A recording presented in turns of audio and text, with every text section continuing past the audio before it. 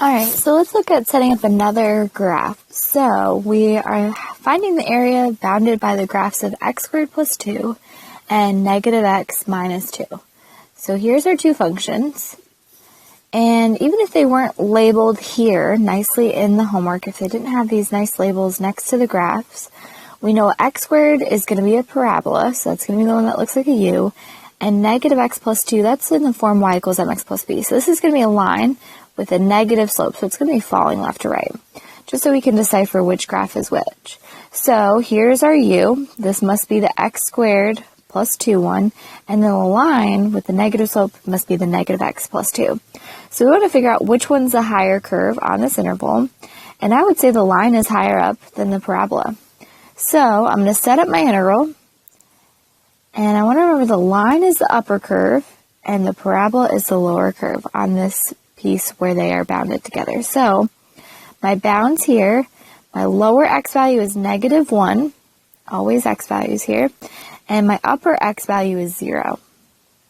So I'm going from x is negative 1 to x is 0 between these 2 points, and I'm going to find the area right here between the two curves. My upper bound, or my upper curve, is going to be the negative x plus 2. We're going to do our upper curve minus our lower curve, which is x squared plus 2. The parabola ends up being lower on the interval. And then I need a dx here. The reason why I put them in parentheses is because you have to remember to distribute. We're subtracting the whole lower curve, not just the first term. So we could do a little bit of distributing right underneath here. We have minus x squared and we have a minus 2. So that when we go to combine like terms, before we integrate, we have a negative x, a plus 2, a minus x squared, and a minus 2. So I'm going to put them in order. So general order is usually higher power to lowest power. So I'm going to start with that negative x squared. Order doesn't matter. It's just my way of organizing it. So I'm going to start with negative x squared out front. And then I have an x term. It's just a negative x. So I've already put that in. And then lastly, my constant. I end up with 2 minus 2, which actually just cancels out. 2 minus 2 is just 0.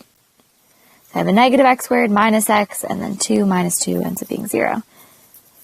So once you focus on your setup, that's the most important part. You want to make sure you have that right before you even integrate. Again, I would double check you have the right bounds. They're always x values.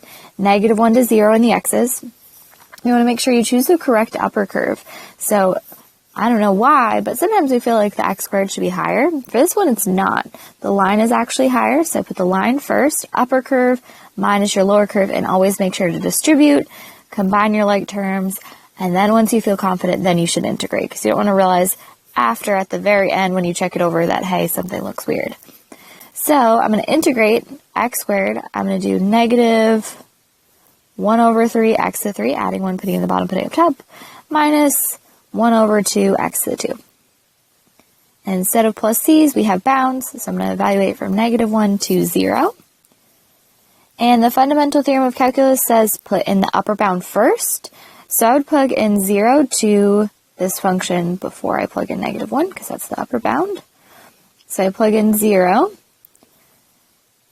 and I have negative 1/3 times 0 cubed minus 1/2 times 0 squared. Well, that's pretty easy to plug in. That's going to be 0. Minus, I need to plug in my lower bound. So I'm going to do negative 1/3 times negative 1 cubed, which is actually going to end up being positive 1/3, but we can use our calculator to see that. And then we have negative 1/2 times negative 1 squared.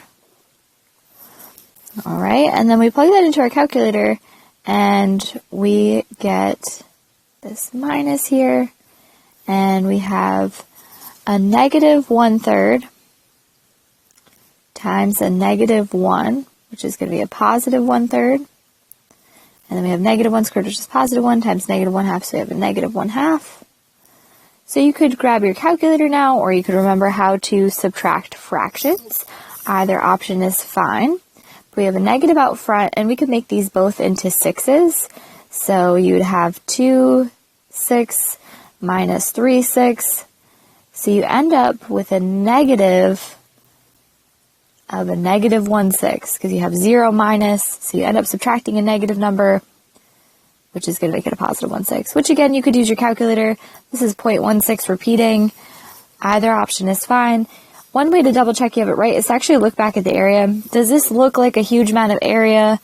Well, no, not really. So having the area be 0.16 repeating seems fine with me, and you could use the decimal or the fraction, but there's not a whole bunch of area, so I'd be concerned if I got an answer like 5, because this is less than one box, one square unit big.